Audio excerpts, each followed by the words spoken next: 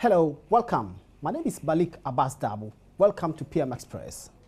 They have robbed, raped, maimed, and sometimes killed. At least that is the allegation against Fulani herdsmen in various parts of Ghana, especially at Agogo in the Ashanti region. Why is it that wherever the Fulanis are, there are these allegations against them? As we speak, the Inspector General of Police, John Kudalo, is in the area there trying to, as the media call it, flush out the Fulanis from that area. Where do they go? Who are the Fulanis? Where do they come from? On PM Express today, we are looking at this problem that has bedeviled the country for many, many years. We will answer all your questions on this show. Stay tuned.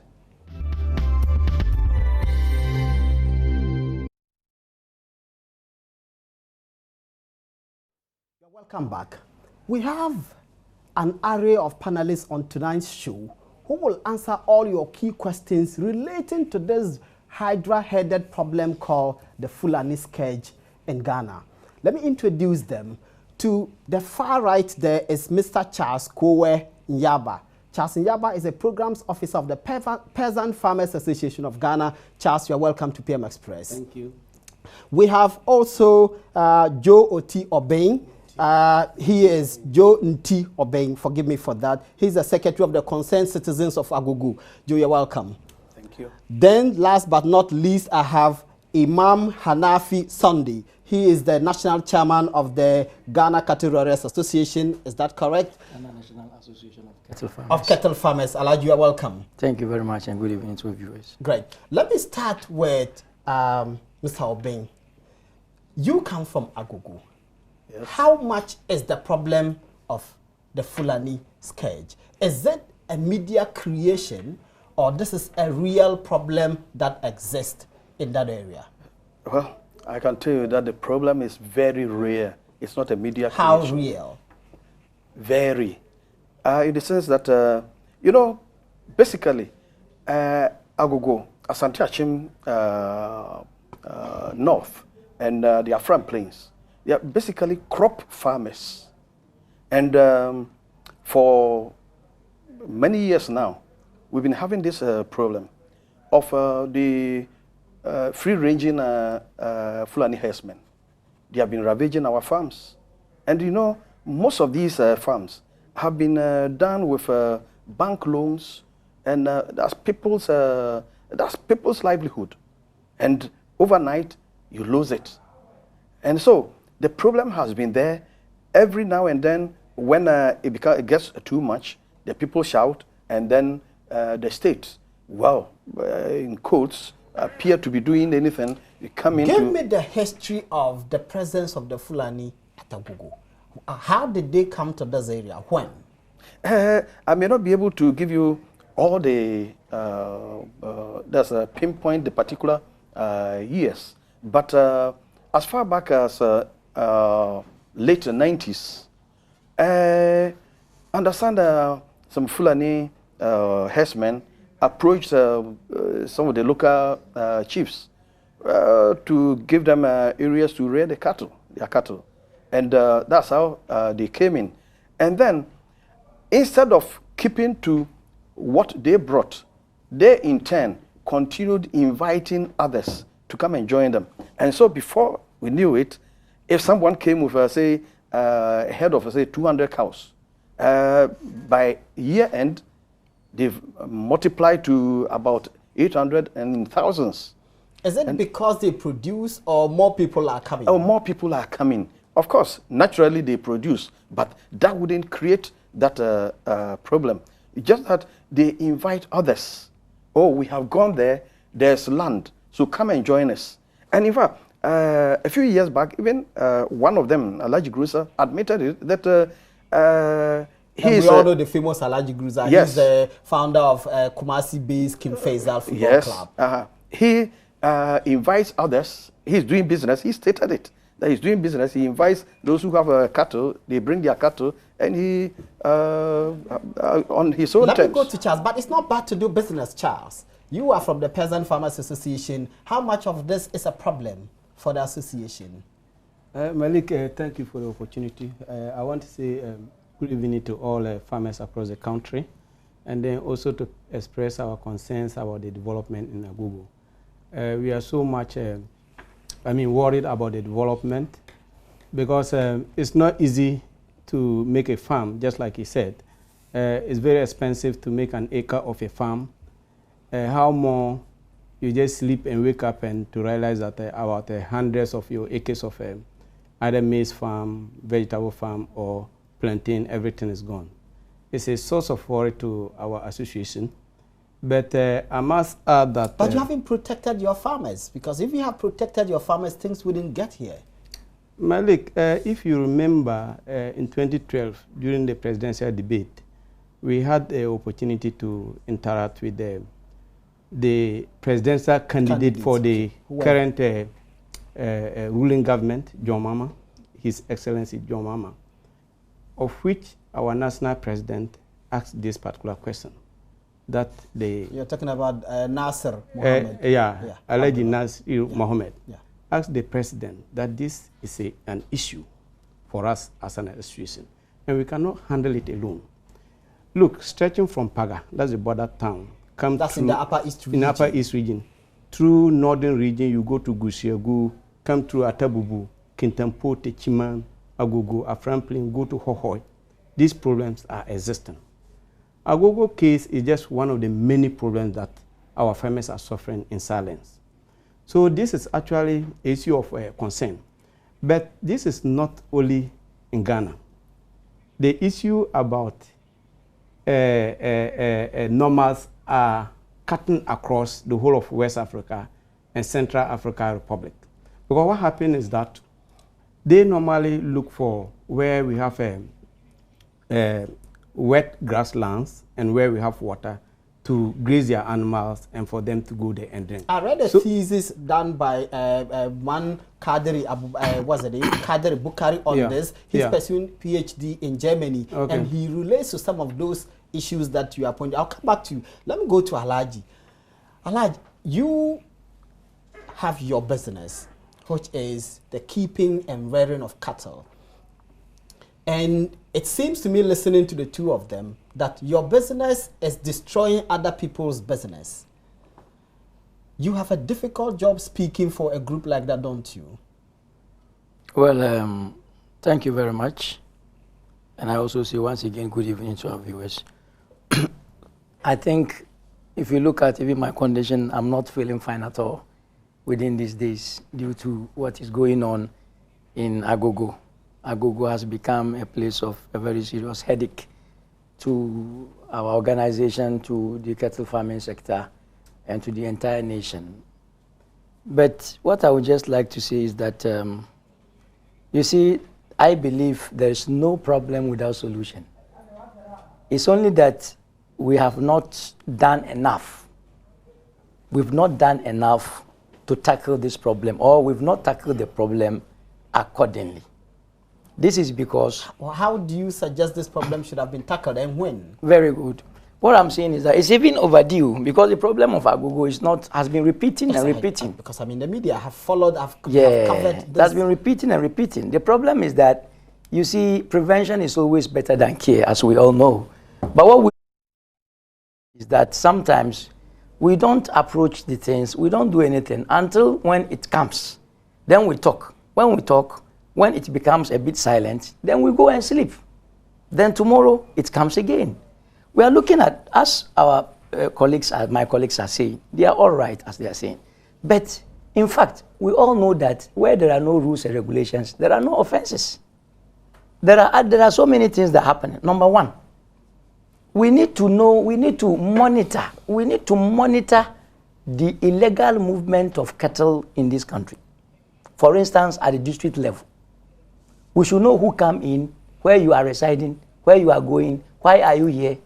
We should know this. But Alhaji, how are you imposing a burden on sometimes already struggling districts and municipal areas? You bring your cattle and then you impose a burden on them to then monitor your movement and ensure that you do not cause havoc to people's farms. I am not. It's not an unfair expectation. No. I am not putting a burden on them because, you know, there are certain number of cattle that are supposed to be in a certain number, in a certain area. You get me right? And who did this calculation and arrived? Yeah, at we are the cattle farmers. You get me right? We are cattle farmers, and we are close with the agric, and we know, for instance, there is for instance, a community that's supposed to just have a cattle of maybe not more than a 200 or 300 cattle because of the grazing land that they have. And this kind of community is now having about 500 and 600 cattle. So there's no how there won't be a problem. So Alaj, tell me, who is supposed to ensure that in this area, these demarcated areas, you do not have more than the required number of cattle? Whose duty is it to ensure that it is done? The duty of all of us who, for instance, the duty of the Ghana National Association of Cattle Farmers is the duty of the district assembly, because the district assembly is in control of the whole district, both in the town and in the bush. You get me right? So what we are saying is that most of these problems is between the chiefs sometimes, sorry to say, and the youth. How? Yes, this is because I am a cattle farmer. I've come to a community. I want a place to settle. The only person I may go to is the chief, because I know him to be the head. When I get to the chief, we have some traditional conditions to arrive at. You will do this, you will do that. The chief may just send somebody to go and point somewhere. The place he even points, there's not even a demarcation that you have to from here to here or from here to here. And maybe that place itself does not even belong to the chief himself. You get me right? I have done all the traditional rights that I have to do. I've gone and taken that place. I'm there really my animal. I've been there for 1 year, 2, 3 years, 4 years. Then some certain people come and say, hey, get out of this land because the land belongs to me. I said, but the chief gave the land to me. No. The land does not belong to the chief. Then I am sent there, forcibly sent away. There are so many issues.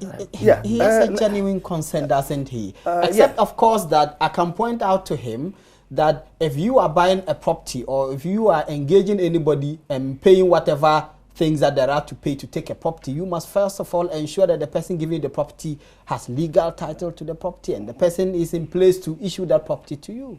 That is where we are lacking. That is part of our weakness. Okay, let me hear from Mr. Obeng.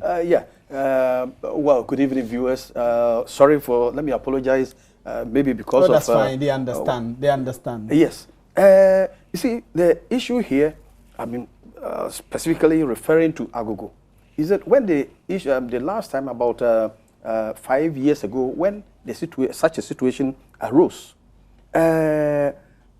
before then, the paramount chief had entered into agreements with some of these cattle rearers. And then he revoked the agreements because they reneged. Was the revocation done in accordance with due process? Because that's also important. You cannot just arbitrarily give somebody lease to occupy a certain land and for some reason then you revoke it. I believe the process that he took to get it, to get the agreement signed, he used the same process to get it revoked. In any case, we were made to understand that all of them, all those agreements have been revoked. And since then, no new agreement has been entered into. But still, we find a lot of these cattle railers coming in, which presuppose that they are illegal entrants. You see, and monitoring, how do you monitor these illegal entries? Because, I mean, I wish we had a map here to see the nature of Afram Plains. No roads, nothing there. Bush tracks. How do you monitor them? And they are there in the bush. You see, it's not for us in Agogo. It's not that we hate Fulanis or cattle or something like that. After all, from my childhood, we have lived with these Fulanis, the cattle, cows, in the town. All of us did. I actually went to some Fulanis, went to Makaranta with That's them. right. And the Fulanis contribute to the local economy, don't they, Charles? Yeah, they do. You see, that's the point I even wanted to make. But let me correct you before, because in your opening statement, you said the police were there flushing out the Fulanis. Now I'm saying, as the media put it, the media put it that the IGP is there to supervise the flushing out of the Fulanis. Yeah, I think that is not entirely correct. They are moving out the normals. you know, we have a permanent settlers, Fulanese who are permanent settlers there. Those ones are being protected and they are allowed to be there. Because you see, when you talk about agriculture, the work we do, agriculture comprises of animals and crops. Crops, absolutely. And we can't all eat And food fisheries. without meat. Absolutely. Yeah, I just, because in the context of what we are discussing, you see, you can't eat food without talking about meat. So the presence of cattle rearing in Ghana is something that we can never do without. So it's not just like the activities of the Fulani cattle rearers are criminal. No, I don't think that's the case. I think my friend here made a statement that where there are no laws and rules, there are no offenses. We have started this campaign since 2013, calling for a cattle ranching law, because that's the only solution to this problem. That What law, would the law do? yeah, the law will provide clear rules of operations. For instance, the law will make it clear that, look, in a particular area, we have a database of the cattle rearers in that area.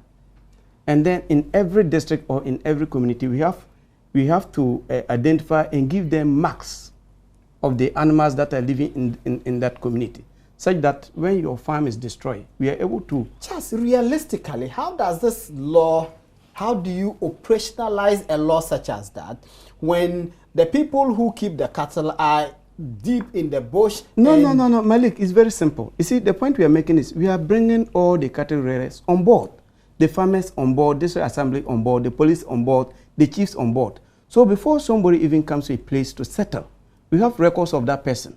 If you allow the person to come and mingle with you, and then he's not part of the people we allow to stay there, it's their responsibility to identify the person. Let me just give you a scenario. Something happened in 2014 when a Fulani man killed a woman in Paga. The youth went to the bush to burn all the houses there. The Fulani people came there. They came together with the youth. They went to the chief, and they did a local law, agreeing that they take a database of all the cattle rearers in the community. So anybody who is receiving a visitor from Burkina, Niger, or Nigeria, you have to come and report to the chief that, look, I have a visitor who is coming to stay with me. If the person is coming to do cattle business, then you still have to indicate to them so they have the data. And since when they introduced that local laws, the Fulanese and the indigenous are living peacefully. And since then, we haven't seen any problem. That's just one part of it. We have fantastic proposal that we are trying to actually put before all the districts. Actually, we are looking for temporary solution to what is happening in Agogo. Alhaji, so this is belated, isn't it? Charles is just pointing out to measures that ought to have been put in place. This has been tried and tested somewhere. It worked. Your organization hasn't done much. Now, these steps are being taken. They are quite belated. Well, we have done what we could do, and I think it is not late because if... It is late because for the person who has died, for that person, it is late. Yes, that is why for those people whose farms have been destroyed, for them, it is late. That is why I said that, you know, this must be given serious attention, you see. And I said earlier that, you see, we cannot do it alone. As my brother just stated, you see, it is very easy. This problem can easily be tackled, very, very easy, but it is only when you did not pass the good way, the right way to tackle the problem. For instance, as he is speaking, now there are other districts that we have started operating officially, even there with the district assemblies, like Telensi district, like Kasina Nankana Municipal, we've been there, and these laws, we the cattle, because you talked that how will you be able to track the movement of the cattle farmer who is deep there in the bush? That was said. But we are telling you, we are the cattle farmers. And we are related deep to these people. The chief executive may not know who has come to his territory, but I will be in Accra here. I will be informed that this man and so man is in that district with his cattle. So we are to provide the number of people or cattle heads that are in the districts, their locations, and the name of the cattle owners. And all these names must be given to the authority, like the district assembly, agric ministry, others, so that, for instance, whoever is coming in must be known, whoever is going out must also be known. So we have gone and drafted, we have a kind of draft which Charles is talking about, which we believe that if that draft of a policy and bylaw is adopted at the district level by the agreement of DISEC and RISEC meetings, it will go a long way. Nobody will cross the line. Obeng and his people are not ready to wait Malik, for can I make a comment here? Absolutely. You see, we don't have anything. These suggestions look fantastic, but our concern, you know, Agogo, we have tried to go by the peaceful way, and the sincerity about. I mean, when we talk of the law, we are talking of. We took the issue to court, and the High Court, a court of competent jurisdiction, made a judgment, a ruling, and for 4 years, up to this moment. So, I mean, when we talk of implementing the law, that's all we are saying. So, if we are sincere about what we are talking about, first of all, let them implement that.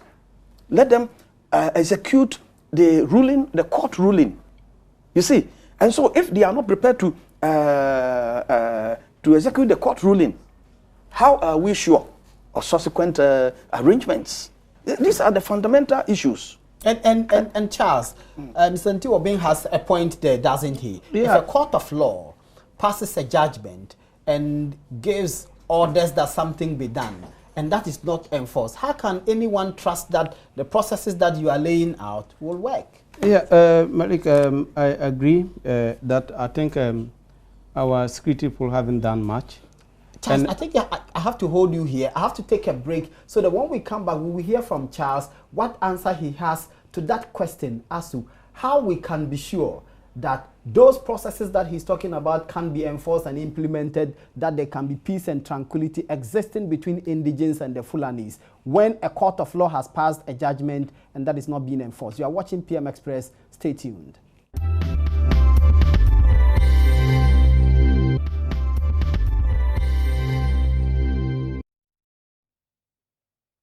Yeah, welcome back. You're watching PM Express and we are discussing the Fulani scourge. With me in the studio are Mr. Charles Kowe Nyaba. He's a programs officer at the Peasant Farmers Association. We also have Mr. Obeng. He's a resident of Agogo. And we have Imam Hanafi. He's the national chairman of the Cattle Farmers Association of Ghana.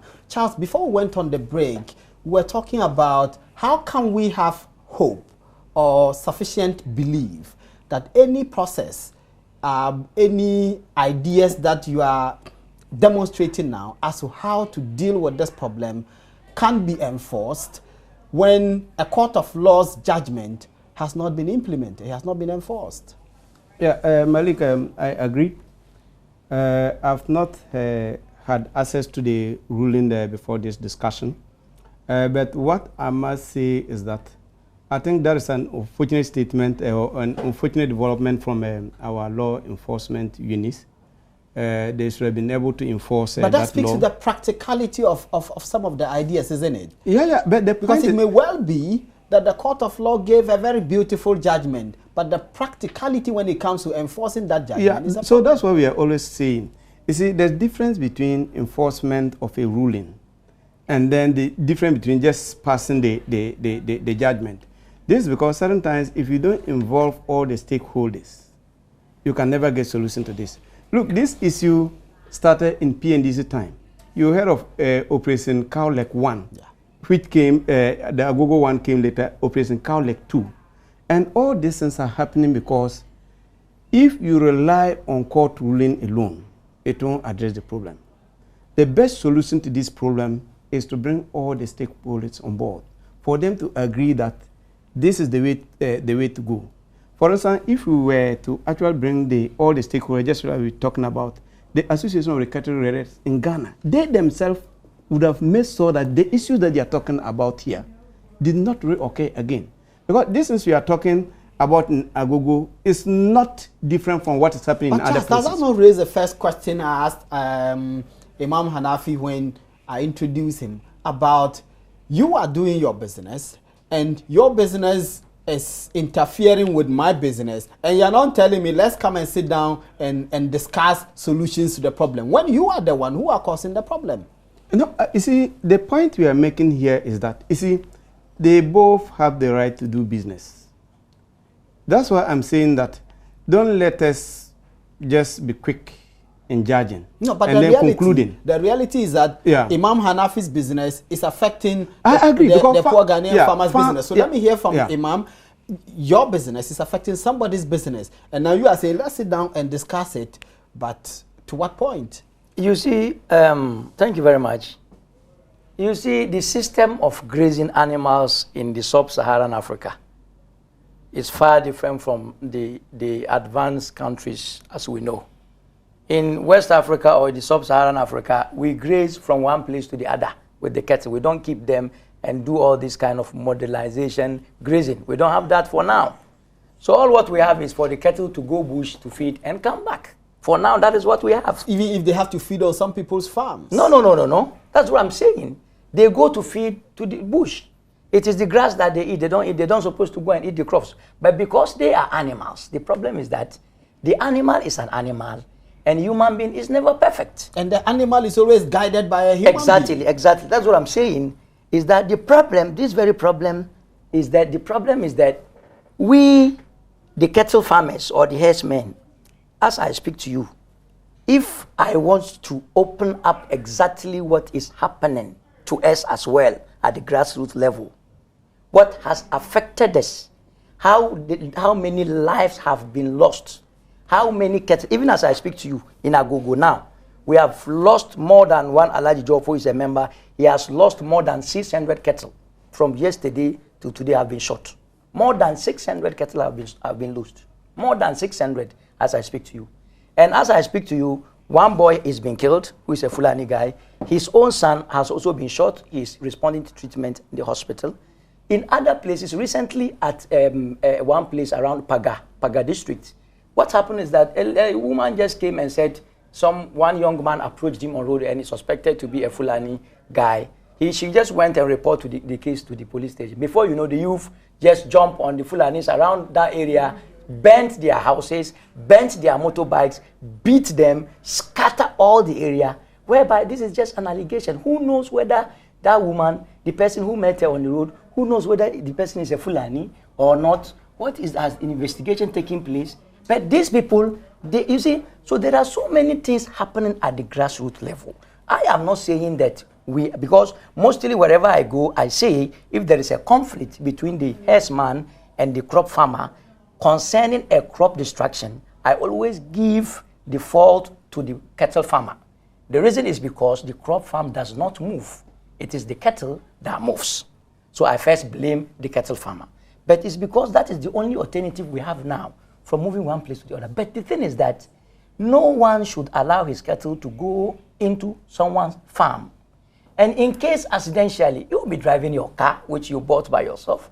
Accidentally, the car may go, you have accident. It is not what you wish, but it comes. But when it comes that the cattle goes into the farm, what should be done? That is the problem. That's what do we do? Do we have an arrangement where, where cattle destroy somebody's farm, and then the person is surcharged to compensate the owner of the farm for the loss? Well, that is not even the issue. The thing is, if what Alaji is saying, that the cattle have to move, and don't forget, the land belongs to people, to families, whether they have been cultivated or not. I agree that before your cattle can move there, there has to be a negotiation. If there hasn't been any negotiation, and it moves in there. But he says they negotiate with the chiefs. Exactly. And the chiefs sometimes give them the land. Yesterday, the chiefs had a press conference, and they made us to understand that since revocation of those arrangements, they have not leased out any land, which means what the chiefs are saying, that they haven't given any land to anybody. Are they not just jumping on the bandwagon because at this point there is negative news for the Fulani, for them so to jump answer on it and then... that is what they have to answer that. Well, which means if they are doing it at the blind side of the citizens, that's another thing altogether. But then they are telling us that they haven't given out any land to anybody, which means everybody there is there illegally. And unfortunately, you see, if they were merely grazing, it's a nuisance, the atrocities, the killings, the rapings, and so on, that take place. That is the worry. And don't forget, these lands are quite remote. But let's be fair. Let's be fair. If the Fulanis don't come from Ghana, they are not Ghanaians. if a Fulani who comes from, say, Niger or Mali bring their cattle here, would it not be foolhardy on their part to see a Ghanaian woman and go and rape the person? Please, let me explain. You see, when you simplify it that way, it's quite, it sounds interesting. But let me explain the arrangement that is there. You see, there are agents. There are various agents along the route. Maybe Alhaji has his cattle. He has his agents in the bush there. Some may be living in Agogo town. Some may be living in Babome or Kuriaso, thereabout. And so Alhaji informs them that maybe this person has cattle. I want to bring them in. Contact any of the chiefs for land.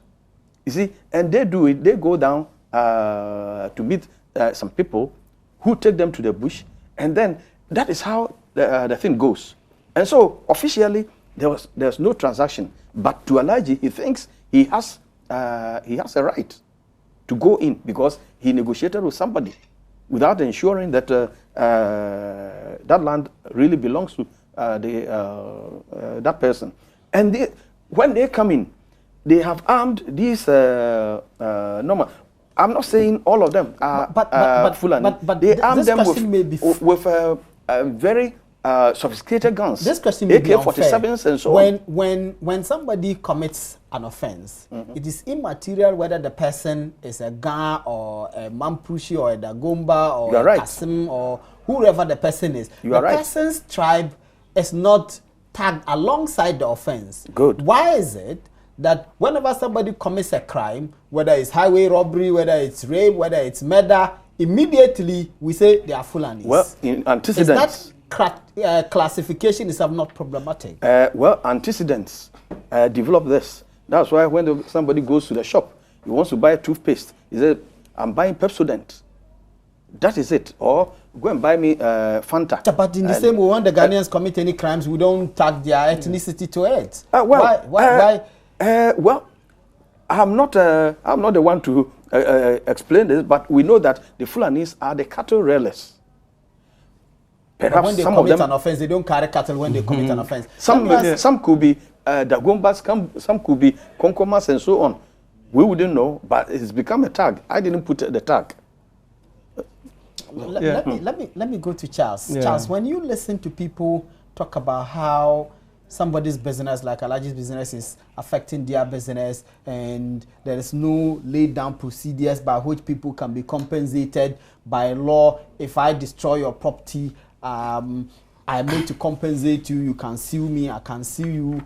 It doesn't appear that that works with the Fulanis. No, you see, Malik, the way we are approaching... And your farmers are the losers. Yeah, the way we are approaching this, I'm not happy. And my organization is not happy with the development. We are thinking that we are not addressing the root cause of the problem. Which is what? And these problems will continue to re-emerge. So what is the root cause? Yeah, I'm coming. So when this issue was reported to our office, the first thing to do was to contact the Association of the Cattle Ranchers through their chairman to discuss with them that today, if you want to go to Agogo to settle the problem and then we find everlasting solution to the problem, what do we do? Why haven't you done that? No, I'm just coming. What do we do?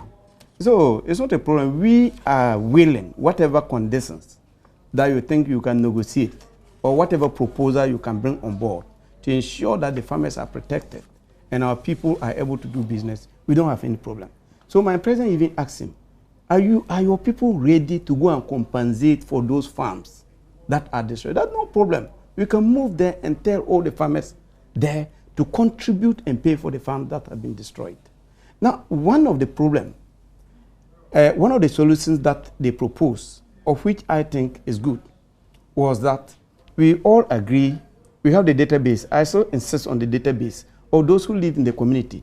For instance, my father's farm is destroyed. But this is not asking too much, Charles. It's not too much. Here, look, even our own population, we don't have a database of our own citizens. No. How do we have a database of cattle? The point we are making is that, look, it's going to go a long way to address so many problems. In the first place, we don't even know the cattle that are living in the district, so we are not able to collect any revenue from them.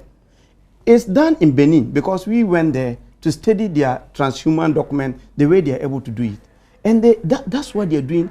And now Benin issue was even more problematic than Ghana's own.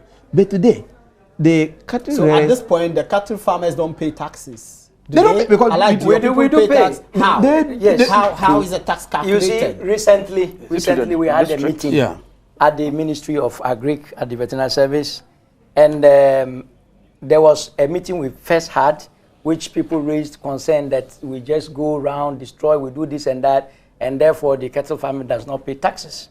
So when we were to have another meeting, I called my people and asked them to make sure that each and every one of them that attends the meeting brings his receipts that they pay taxes. That very meeting I'm talking about, the representative of the Ministry of Local Government was there. How are the taxes calculated? I'm coming. When we start dropping the receipts, collecting from our members, dropping them, it got to an extent that the local government man said, please, it's okay. For how many? So when some people say that, although there are other places where maybe the district and these people have not collaborated, but I'm telling you that in Ghana we have so many districts that nobody can, we have the proof that our people pay taxes that also help the development of the economic of this country, which is very obvious, very, very obvious. Well, but they don't get to the districts. But I'm talking of the districts, because there are receipts from the district assembly, which they stamp and everything. We have them. We've looked around the Asante Achimnof. We have I'm not saying all, but I'm saying we have many. But Alaji, if the center of the problem, yes, because I'm sure people who don't even live around here know about Agogo. And when you mention Agogo, the first thing that comes to people's minds is cattle and Fulanis. Right. So if the center of this problem, the people don't feel it, then that is a problem.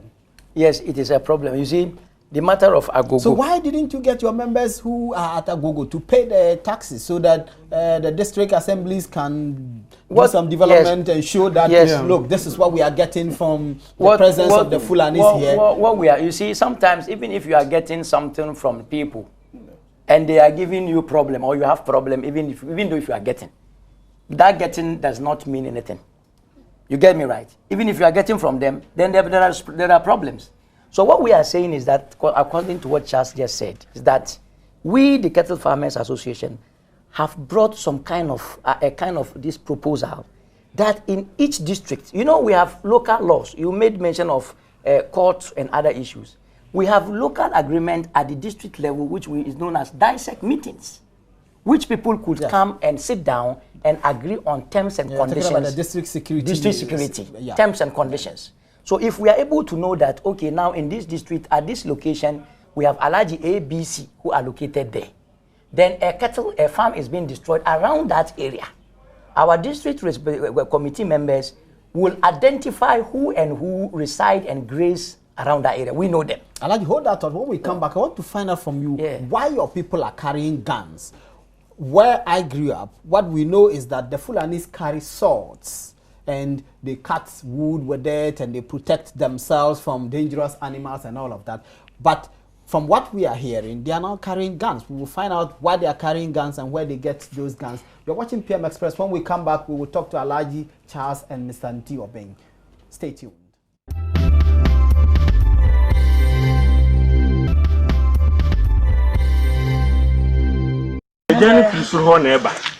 Because I know pay by and me who says so no why by enemy say may tea and pemwa.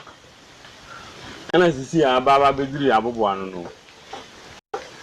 What I hear for energy journey too. Full of honor, serene FF because I had a serene FF and almost is a serene FF or more and one we are almost me and passo. Mimi dienu. Obi 1 year or 2 and then choose and 2 inti omo adwene say asase we say no eno and omo pe because so ya abo awo so inti na omo yesa na ebo ni ni ma be na je say wa hwere omo di ja to me ye be kwa ni mu ho obi hu bode ha omo ahye bode afi na ye benya musika isi e pebre say ho na omo hye no no ho kwa na itwa aduane because the one is so from the almost at the tomb. Say so from the seven band. But one body. Well, he tells me in the morning when they came, the fire was burning on the other side. Now, just as he came, you know, it has bent right up to where his peak style is. So you can see that the devastation. And he's saying that the Fulani people think that when they set fire to it this way and the rain comes, they get fresh grass for their animals, and that is why they set this whole place on fire.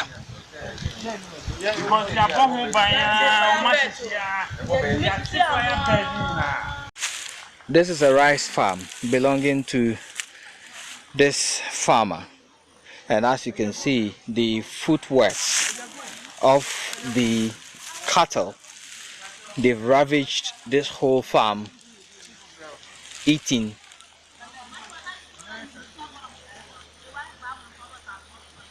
the rice. There's nothing left.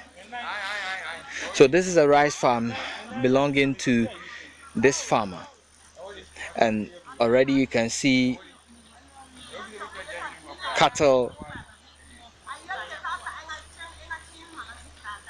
feet marks, foot marks all around, and beyond you could see the smoke billowing out of where they've set fire to, ostensibly to create an enabling environment for grass to grow when it rains for their cattle. So now these women have been taxed to harvest the rest of the rice for this farmer. He's lost everything.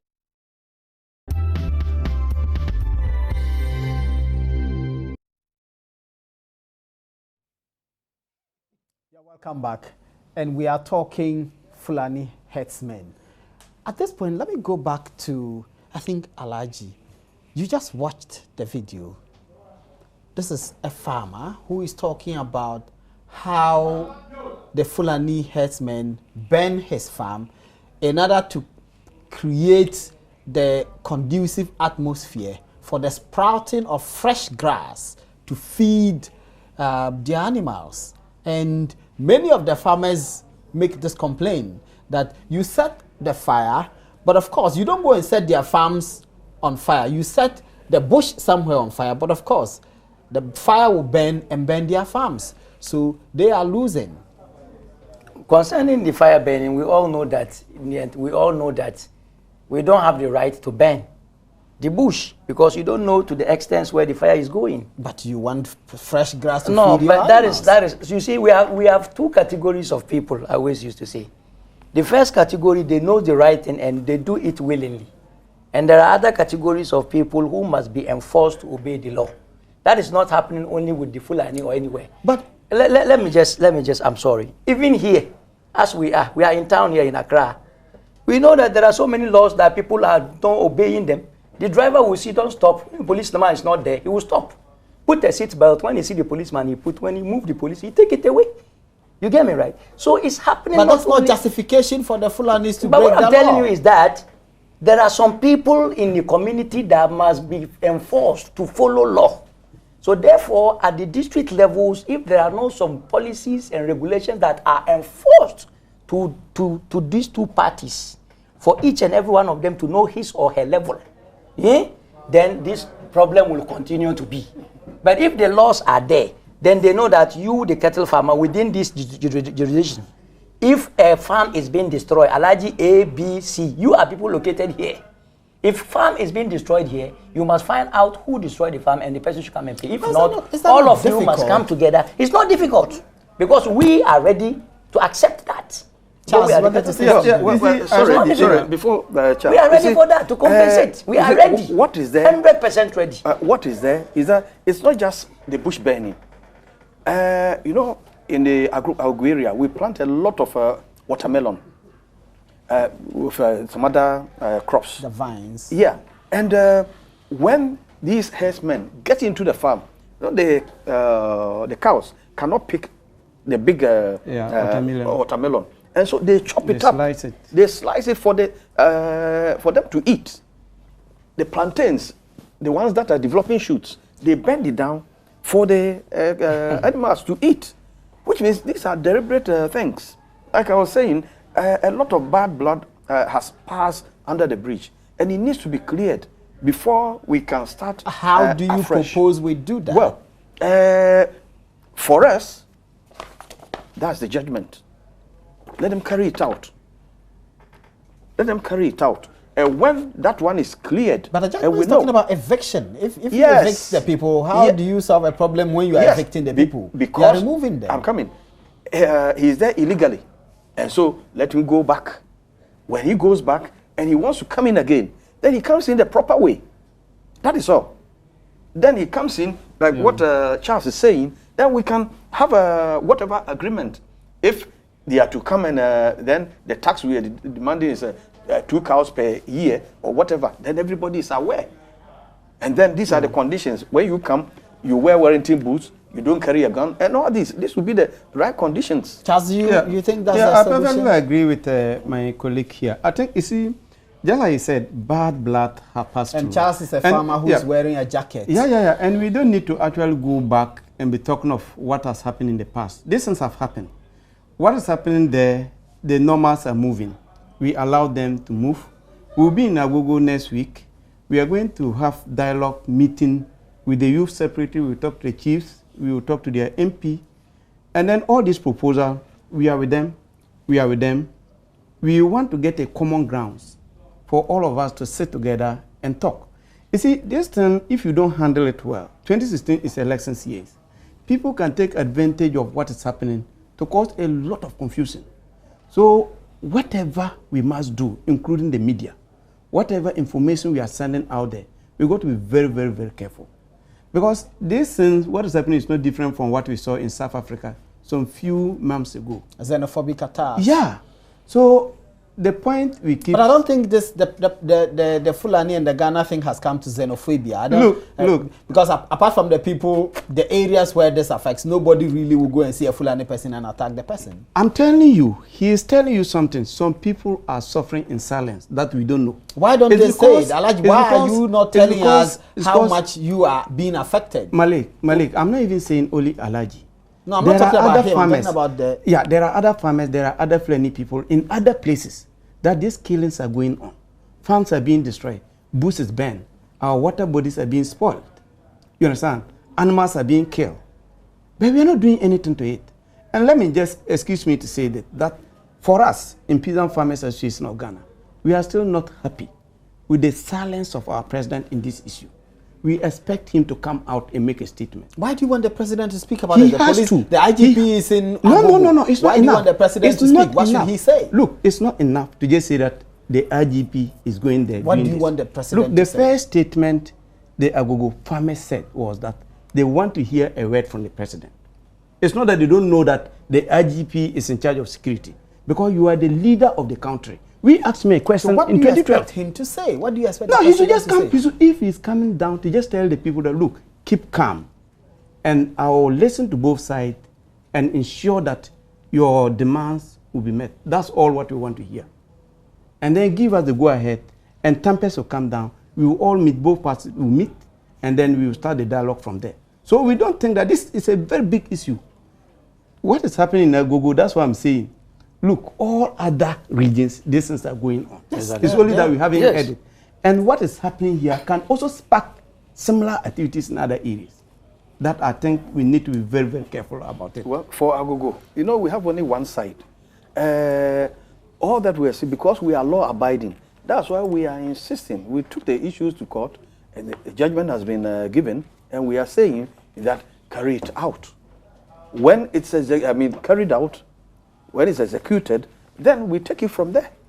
And whatever we need to. Alaja, are your members willing to obey the law? If the law requires that they should move out of the area, are they willing to go and then come back and come properly? They are very willing to obey laws, because you see, all what we say is that they don't come there personally on their own. As you say, whosoever comes to locate himself somewhere, that place is being given to him either by one chief or one elderly person or somebody who claims that land to be his own. So where are those people when the people are being What we harmed? are saying is that our people are weak somewhere. Why should you go and take a land, sitting on that land, having an agreement with a person who gave you the land without any formal document that shows you have given me a land for 1 year, from here to here, this is what should be done, this is not should be done, signed, the district Which is assembly, required by law. Yeah, that's what I'm nobody saying. can lease a land to you unless it is properly documented and you have done your deeds. As I'm speaking to you, in Agogo, we have Alhaji Hussein Hassan, who is one of our members there. He has acquired a land and paid for it. He has documented and everything. Very vast and big land. He bought it with his money and has his document. But upon all that, the problem is still happening. Wow. You bought it from who? But he bought it from any, today. That's the problem. Is it? That's why he I has was all the pointing out. necessary documents. No, Alhaji, that's why I was pointing Someone out to duped you. you. That if you are going to buy a property, you, the buyer, are duty bound to be sure that the person who is selling the property to you has legal title to that property. Exactly. Because if the person doesn't have legal title to the property, the person cannot pass the title to you. Exactly. If the person has bad title, the person will pass a bad title to you. Exactly. The fact that you have paid money does not mean that you have good title to the Yes, property. yes, it's so right. you must ensure Yes. that the property, first of all, is owned by this person. Exactly. That at the material time that the person is passing the property to you, the person has title to the land. Otherwise, you may have documents that do not mean Yes, anything. that is very, very right. Do That's you what I'm saying. educate I your agree. people to I know agree that? that we are in that, sensitizing them and educating them. And even now, we go to the extent that by saying our lawyer must come in case of something like that. You bought a land, you must verify whether the land belongs to you. A lawyer should come in and witness, maybe the district assembly witness and other relevant institutions should witness and know, yes, definitely the thing belongs to you, have given it to me rightly. So I'm 100% sure that if we go in with the support of the Peasant Farmers Association and with the district assembly, all the stakeholders involved, and these issues are very simple. We don't have too much time left. I'm going to give each of you 30 seconds solutions. Just let me start with you. What are the solutions from your point of view? 30 seconds, in fact, 15 seconds. Yeah, I think the solution in our point of view is calm in Agogo for now. And we are going in, sit down with our farmers, sit down with the youth group, sit down with the chiefs. Then after that, we sit down with the Fulani cattle reader. And then we will get consents from both sides, and then we will have a common ground. Ours, we have our consent, and the principal thing is the land. The Fulani aspect is one side of it, and then also we are aware that our chiefs have also considered large tracts of land to some foreign companies, depriving us of all this. That's why I say a lot of bad blood has gone. Let this be carried out. Then we start. I like for you 15 seconds solution. Yeah, first and foremost, I would just like to call at the attention of my people, the cattle farmers, that they should try as much as they could do not to allow their cattle to fall into people farms. That is first. And secondly, if accidentally it happened, the farmer should also be patient and we sit around table and settle it. Thank you very much. You just heard Imam Hanafi Sunday. You also heard Mr. Joe Ntiobeng. He is a resident of Agogo, and Charles Kowe Iyaba is a program officer of the Peasant Farmers Association of Ghana. My name is Malik Abbas Dabu. You have been watching PM Express.